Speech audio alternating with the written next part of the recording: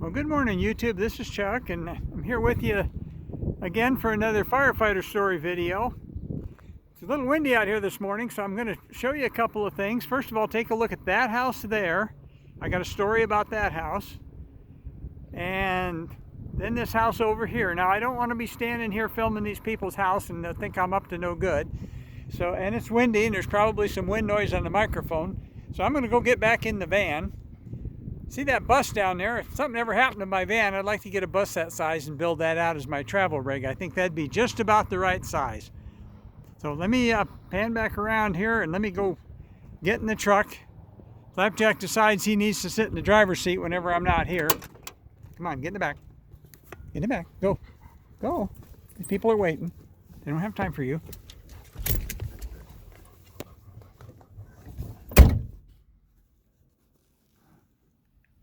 Okay, now I think I got this thing aimed right.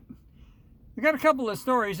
When you've responded to calls in a little town for as many years as I have, you drive down the street and all of a sudden it triggers a memory of something that happened. And I've got a couple calls for you today that happened in these two houses. Now the second house I showed you, the gray one, that's actually a historic house. That's been here for over 100 years. And you know, I don't know, it was a rental for many years. I don't know if it still is or not. The red one is the first story I'm going to tell you, and that's actually the house directly in front of me. I can't film it, there's a tree in the way, but we had a call down there, and this was probably around 1980. And the police department got a call of a missing 4-year-old. And so they went down, talked to the parents, and they wanted some manpower to start searching the neighborhood right away to see if they could find this missing kid. And so they called and asked for the fire department to come down and help search. And that was fairly common back in the day. We were able to put 20, 25 people on the scene in a very short period of time. And so there were, calls like that weren't that uncommon.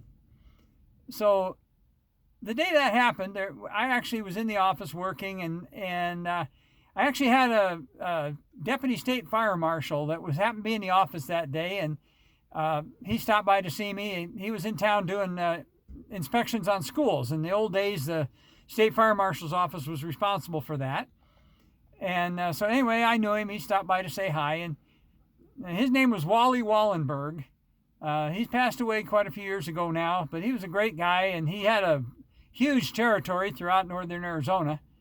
And his job was to do schools and healthcare facilities. So anyway, Wally happened to be in the office, and we got the call to come down and help look for this little kid. So we brought our troops down here, and everybody was given assignments on where to go start looking. And the people, if I remember correctly, the people lived in the gray house, the second one that I showed you. So in wandering around, Wally and I walked around the red house, the first one I showed you, and on the back side of it, where you can't see it from on camera, back around the back side of that house, and everybody's calling this kid's name and everything, and we walked around behind there, and there was an old refrigerator there, one of the old type with the latch. And Wally and I looked at each other and said, "Oh crap, I hope not." And I opened the door in that refrigerator, and folks, a little blue kid fell out. He looked like a Smurf. Well, we called, had the medics come over right away and put high flow oxygen on him and everything, and he came out of it. He was okay. He'd been playing or something and managed to lock himself in that refrigerator. And you've all heard of stories like that. Well, that's one that actually happened, and it actually happened across the street from where I'm at right now. But every once in a while, I'll drive down a street and I'll see a house and I'll remember something that happened there many years ago, and gradually, I'll do videos about some of those. But yeah, the second call I want to tell you is about the gray house, which is the second one I showed you, and it's right over there. That little pointed building, by the way, is a hand-dug well that's been there for probably 150 years. Everybody's on city water now, so they don't use that anymore. But the story behind that house is the state of Arizona for many years did not have real strong laws about how to handle mentally challenged people.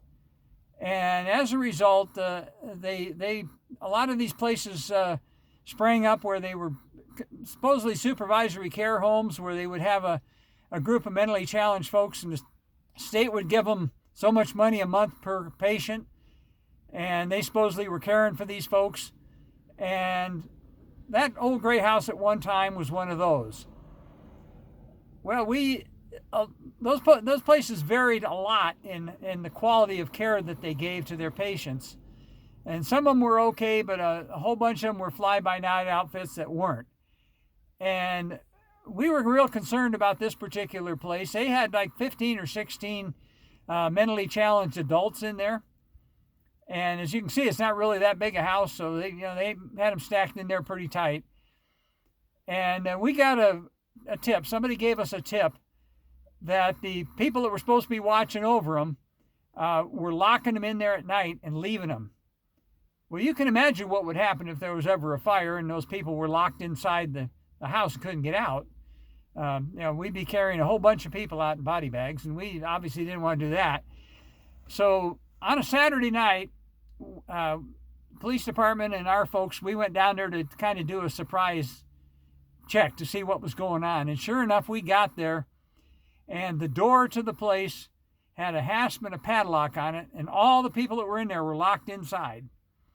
Well, the police started looking around, and there's a couple of bars down the street, and they found the people that were supposed to be working here. They locked everybody inside the building, and they'd gone down there to the bar and were drinking. And so needless to say, we got that problem taken care of pretty quick. And the state's upgraded their laws, upgraded their enforcement over the years. I'm not going to say that kind of stuff still doesn't happen somewhere, but that was a story that happened here many, many, many years ago. So that's a couple of quick ones for you. It's Monday the 3rd. It's April 3rd. It's going to be a pretty day. It's supposed to be pretty windy today, which is one of the reasons why there was probably wind noise on the camera when I was showing the first part of that. But that's my story for today. I'll let you go. Love each other. Take care of each other. The beautiful life, beautiful country. And we'll talk to you again on the next one pretty quick. So let me get over here where I can find the button. One little parting tidbit about the school buses is I saw a bus about that size one day where they cut the top off of it and they put this real large, kind of a crudely built wood structure on top of the whole thing, stuck way up there. And I wondered why they would have possibly done that, because it was pretty ugly. And the lady that lived in there, it was a lady and her boyfriend, and it turned out that she was 6'4", and it turned out her boyfriend was 6'10". So obviously they're not going to stand up in a small school bus. They had to do all that so they could even stand up in there. So anyway, I'll let you go for now. We'll see you again real soon. Peace out.